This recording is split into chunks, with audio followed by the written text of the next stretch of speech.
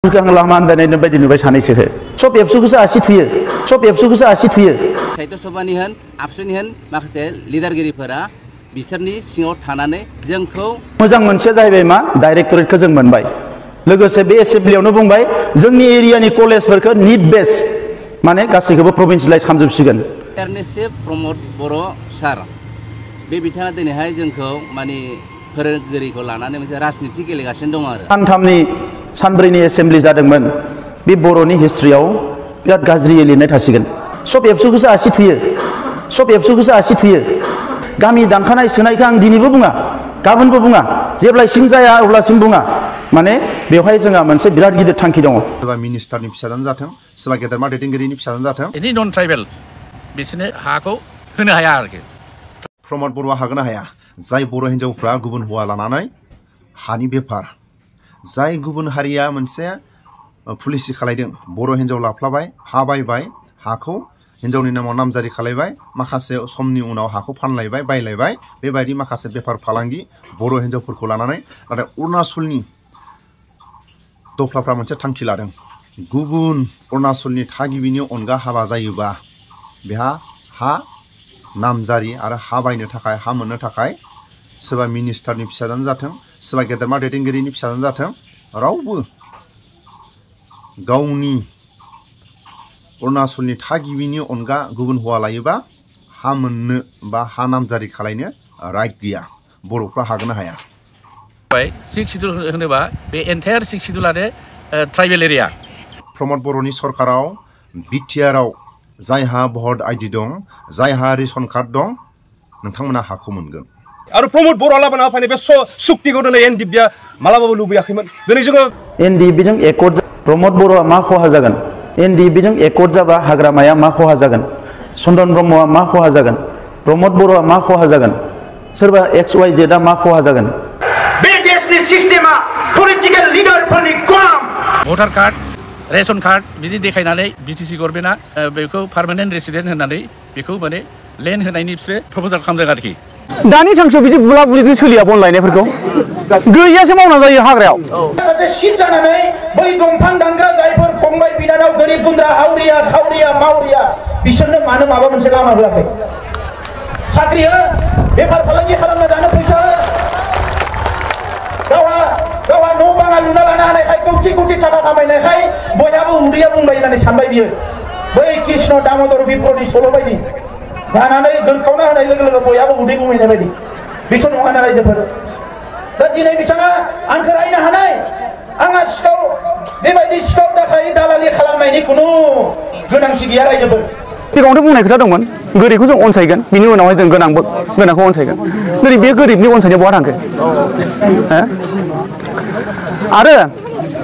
दानि थांखियाव बिदि बुला बुलिखौ सोलिया बन लायनायफोरखौ गैयासो मावना जायो हाग्रायाव खिन्थु जों ट्राइबेल मानसि बर' मानसिया खिन्थु गैयि मानसिया खिन्थु हाग्रायाव खाना जायोलै जायहा हारिनि फारसे गाबखांनाय दङ जायहा हारिनि फारसे गिनाय दङ जायहा हारिनि फारसे अननाय दङ जायहा हारिनि फारसे सिबिनाय दङ जायहा हारिनि फारसे मानिनाय दङ बेबायदि सुबुङासो हारिखौ जौगाहोनो हायो दा नंखायनो रायजोफोर नैबे बिसायख'थिया जोंनि हारि थांनाय थैनायनि बिसायख'थि बे बिसायख'थियाव नांगोल हान्जानि सोरबा देरहाफिननो गोनां जायोबा फैगौ 5 बोसोराव जोंनि हारिखौ थियार बेथेर खालामनायनि अनगायै जेबो जानाय नङा जोंनि माखासे दैदेनगिरिफ्रा इतिहासखौ बावबाय जोंनि जारिमिनखौ बावबाय बर' हारिनि सोबख' जानाय नासय जानाय गादब जानायनि जारिमिनखौ बावबाय मानोना गावसोरा 10 बोसोर राजा महाराजा बायदि जिउ खुंबाय नालाय गोरिब गुन्द्रा आइ आफा रायजो राजानि खोथाखौ बावजोबबाय पलिटिक्सत তেনেকুৱা अहा जोৱা হৈ থাকে दिनैहाय आङो बिटिआरनि सासे भेन्सार स्कुलनि टिचार जानानै आं खावलायनो सानदों जे दाखालिसो जोंनि आसामाव मोनसे बाजेट सेसन जानानै थांबाय बे बाजेटआ सोलिदोंमोन 17 तारिखनिफ्राय दा 17 तारिखआव सोलिनानै दिनैसिमाव जोंनि फोरोंगिरिनि सोमोन्दै बा भेन्सार स्कुलनि सोमोन्दै एसे घोषणा खालामदोंमोन जोंना बायद'आ नाथाय दिनैहाय 24 तारिखआव मैयासिमाव मोनसे फाइनालसिमाव मोनसे बाजेट सेसनाव जोंनिखौ सोसननो बा मोनसे लिखित भाबै जेनेबा डिक्लेयार होगोन होननानै बुंदोंमोन नाथाय दिनैहाय जोबनानै थांबाय दिनै जोङो रिजाल्टखौ मोजां मोनाखै आरो गतिके जोङो खावलायनो नागिरदों जे जोंनि बिटिआरनि चिफ प्रमद बर' सार बे बिथाङा दिनैहाय जोंखौ माने फोरोंगिरिखौ लानानै मोनसे राजनिति गेलेगासिनो दं आरो गतिके जों मोजां मोनाखै नाथाय जोंनि बर'नि माखासे दैदेनगिरि जेरै साहित्य सभानि होन आबसुनि होन माखासे लिडारगिरिफोरा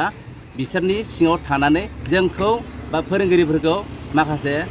राजनिति गेलेनो सानबावदों जों सानदों आरो खारन दाखालिसो बावैसो जोंनिफ्राय माखासे डाटाखौ लांनाय जाबावदोंमोन नाथाय बे डाटाखौ लानानै दिनैहाय साक्सेसफुल खालामनानै होनो हायाखै आरो आङो बुंनो सानदों बै समाव माखासे सेपारेट डाइरेक्टर मोनदों होनदोंमोन बे सेपारेट डाइरेक्टरा बहा थांखो आं बेखौ सोंनो लुबैदों बे आबसुनि लिडारफोरनाव आरो मोनसेबाव 6 जन हाइ पावार कमिटि दाना होदोंमोन नाथाय बे कमिटिया बहा थांखो बहा गोमाना थांखो जोङो दिनै भुगिनानै दङ फोरोंगिरिनि जितु जोंनि भेन्सार फोरोंगिरिखौ साक्सेसफुल खालामनानै होयैनि थाखाय गतिके नैबे साननै सानथामल'सै जोंनि नैबे मार्च मासआ बिनि गेजेराव जितु मोजाङै जितु जोंनो भेन्सार स्कुलनि सोमोन्दै मोजां रिजाल्टखौ होनो हायाब्ला जोङो धाराबाहिक जों आन्दोलन खालामफिननाय जागोन आरो जों आं बेखौ खावलायहरदों गतिके गोख्रैनो आसामनि चिफ मिनिस्टारखौ लोगो लानानै गोख्रैनो आरो जोंनि मानगोनां प्रमद बर' बिथाङा लोगो लानानै जितु साक्सेसफुल खालामना होयो आं खावलायहरनाय जाबाय थारैनो नंगौ माने बै समाव बिथांमोना जोंखौ बा जोंनो गोबां खोथा होबोदोंमोन जों जिरायदोंमोन प्रमद बर' सारजों होन आरो सोरबा जोङो चिफ मिनिस्टार पेमेन्ट अफिसार सोरबाजोंनो होन जोङो फनफ्रोमबो जों जिरायबाय इडुकेसन मिनिस्टारजोंबो जों जिरायबाय नाथाय जागोन जागोन जागोन होननानै दिनैसिमाव जोङो नेनानै दंमोन आरो दिनैसिमाव जाफुंनानै होनो हायाखै जेरै जोङो केन्डेलजों रुजुदों जेरै जोंखौ नंगौ जोङो जेरै जों फोरोंगिरि जानानै जों गथ'फोरखौ मोजां फोरोंदों बेना बेथन हिसाबै जोङो केन्डेल सावनानै जेरै दिनैसिम गोमोरलांनो हमदों रुलायनो हमदों बिदि जानो हमबाय अबस्थायानो जोंना गैला फ्राय जोंनि बैसोआ गैला गतिके जों रिटायार्डनि अबस्था थांबाय रिटायार्ड जानायनि जों मा मावनो जागोन गतिके जों खावलायदों गोख्रैनो साक्सेसफुल खालामना होनांगौ आदसा जोंनि बर' ओनसोलाव जे मोनसे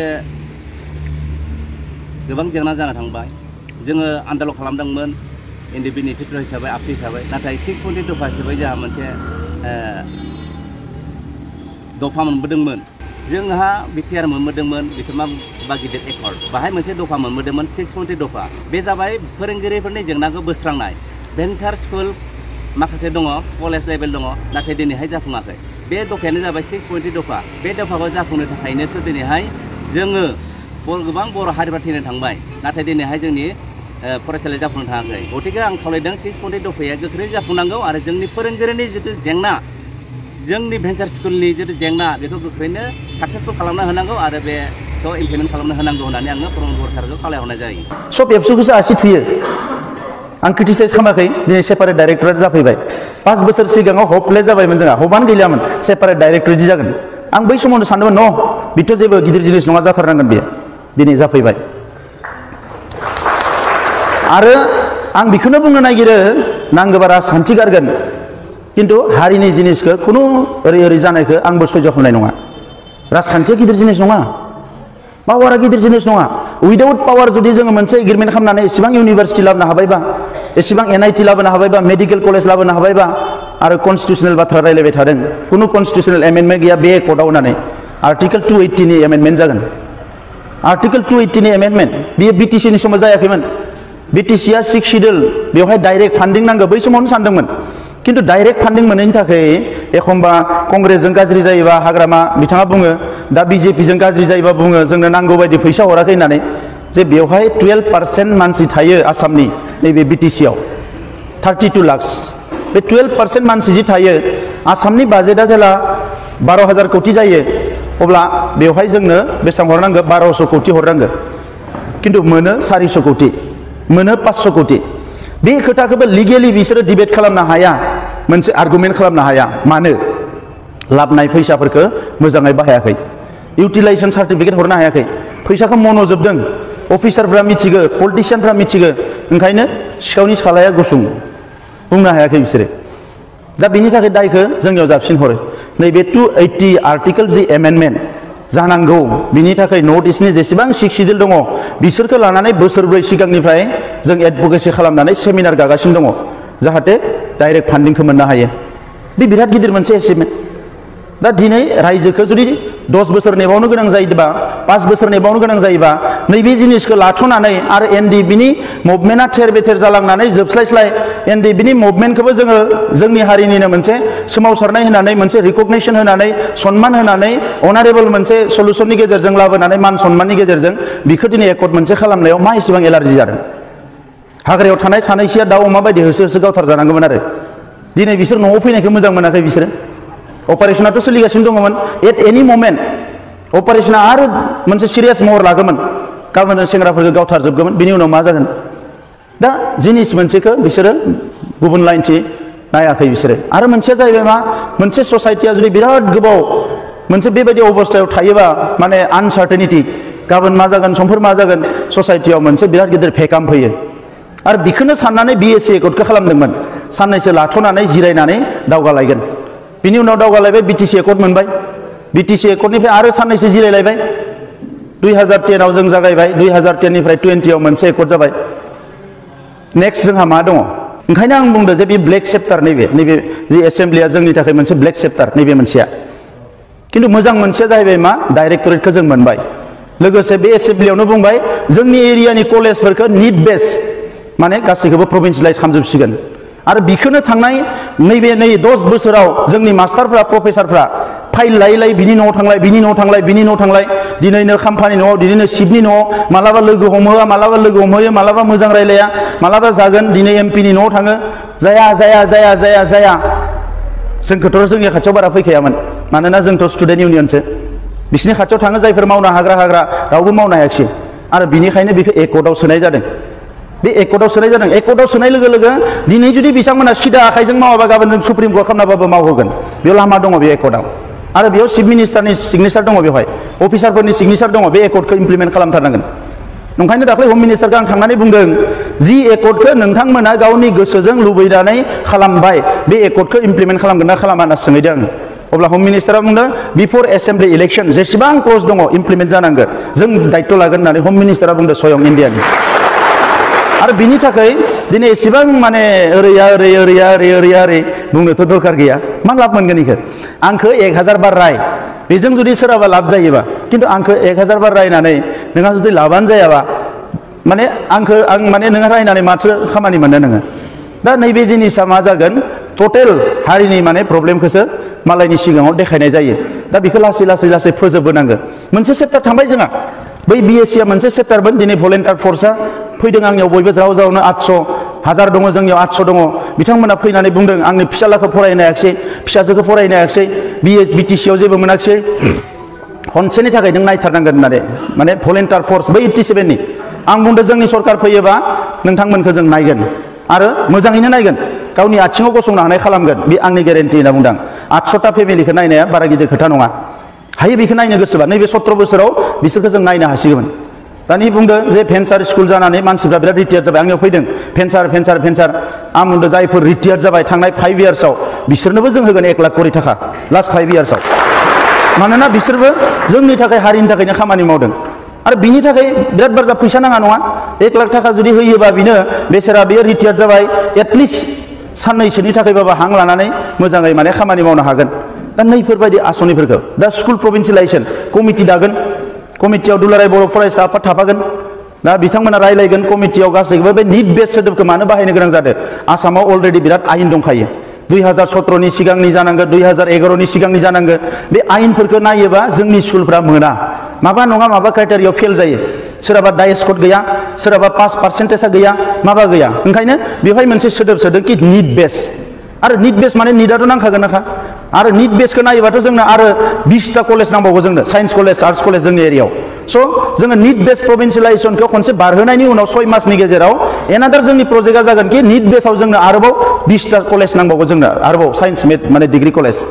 साइन्स आर्ट्स जेबो थागोन अब्लासो जोंनि इउनिभारसिटियाव फरायनो मानसि ओंखारगोन नङाबा मालायनिफ्रायसो फैना फरायजोबगोन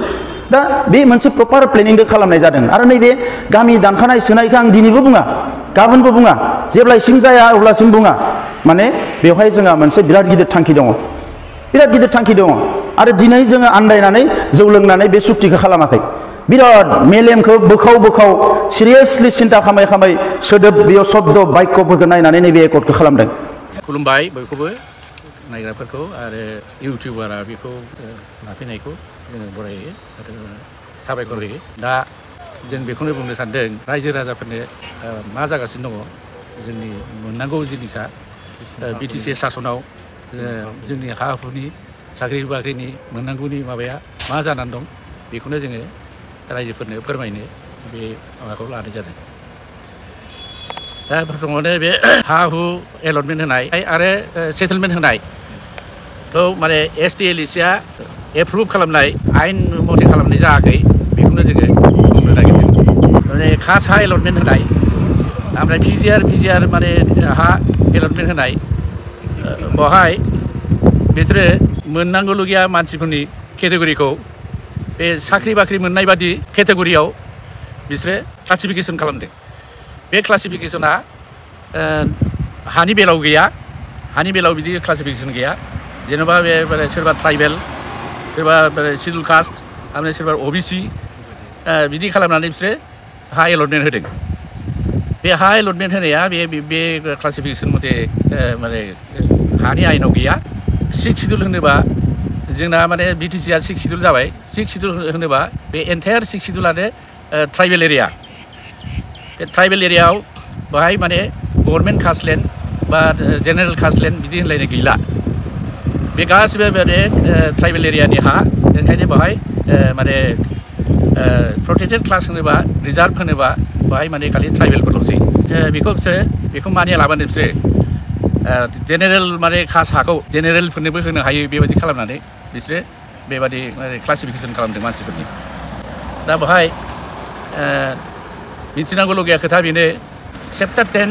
ट्राइबेल बेल्ट एन्ड ब्लक आयेनाव नन ट्राइबेलफ्रा बे रेस्ट्रिक्सन दङमोन बे हा मोननाया थिग बिदिनो बियो दा 6 शिड्युलाव बे माने ट्राइबेल बेल्ट एन्ड ब्लकआ माने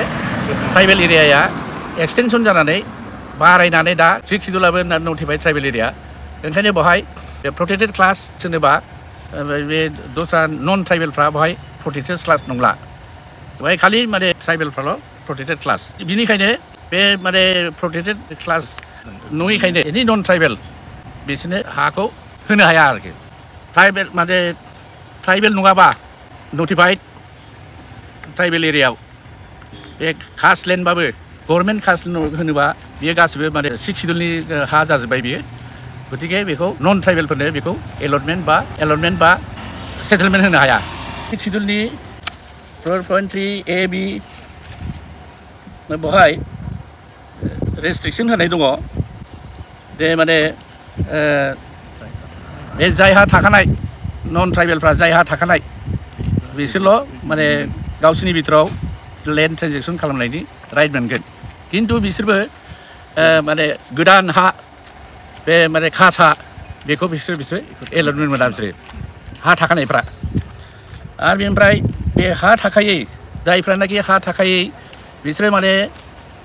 गभर्नमेन्टनिफ्राय खुनु माने पारमिसन मोनागारा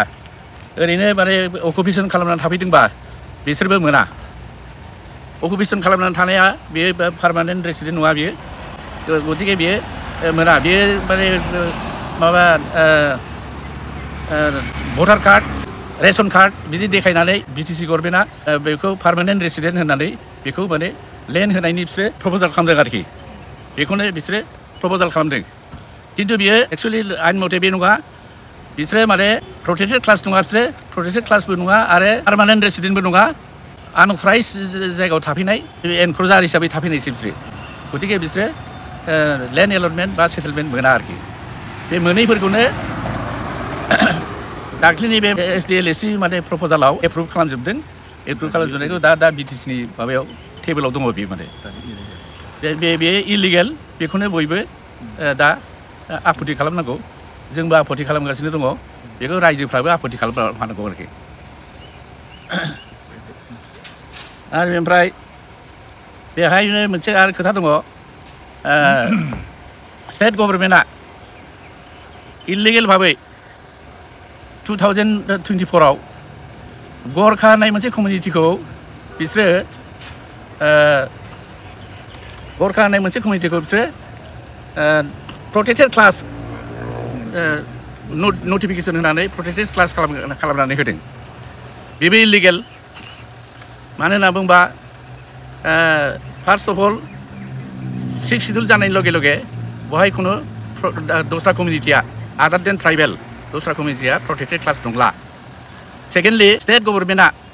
BTC गभर्नमेन्टनि हा हुनि माने एडमिनिस्ट्रेसनाव खुनु इन्टारफेयार खालामनो हाला आरोखि दा बेवहाय बिसोरो गरखा होननाय गोदान कमिउनिटिखौ प्रोटेक्टेड क्लास खालामनानै हरनाया बेयो माने उइदाउट जुरिसडिक्सन बिसोरनि खुनु जुरिसडिक्सन गैया प्रोटेक्टेड खालामनायनिबो क्वालिफिकेसन गैया गोरखा होननानै माने खुनु कमिउनिटि बाहाय सिक्रिट कमिउनिटि गैया माबायाव BTC आव इभिन आसामावबो गैया गोरखाफ्रा सोर बेखौ डिफिनिसन होआलाबानो बिसोर बे गोरखाया सोर मा कमिउनिटि बेखौ डिफिनिसन होआलाबानो बिसोर बे माबा माने बिसोरखौ माने प्रोटेक्टेड क्लास खालामदों बेयो माने आनकनस्टिटिउसनेल इलिगेल गतिके बेखौबो BTC गभर्नमेन्टआ बेखौबो माबा खालामनाङा एन्टारटेन खालामनो नाङा बेखौ माने रायजोफ्रा मिथिनानै लानाया उचित आरो बे नटिफिकेसनखौ पास खालामनो होनो थाखाय बेखौ माने कर्टआव केस होनांगोन आरोखि दा बे खामानिखौनो जों दा मावगासिनो दङ जे माने ओमफ्राय बिनि बेसिसाव बे नटिफिकेसननि बेसिसावनो गोरखाफोरनो हा हु सेटेलमेन्ट होनाय ओमफ्राय एलटमेन्ट होनो बिसोर माने गोरखा सार्टिफिकेट लालायलायदों माने गोरखा सार्टिफिकेटआबो भेग इलिगेल मानि गोरखा सार्टिफिकेट बेलाय बियो माने सिडुल ट्राइब मोननायनि ना सिडुल कास्ट मोननायनि ना OBC मोननायनि बेलाय बे सार्टिफिकेटआ भेग सार्टिफिकेट बे सार्टिफिकेटखौ लानानैनो माबाया BTC गभर्नमेन्टआ माने बिसोरनो माने हा सेटेलमेन्ट आरो एलटमेन्ट होनायनि माबा होनाय जागोन बे सार्टिफिकेटखौ लानानैनो बिदि होनाय जागोन होननानै बिसोर मोनसे नटिफिकेसन होयो बे नटिफिकेसनाबो इलिगेल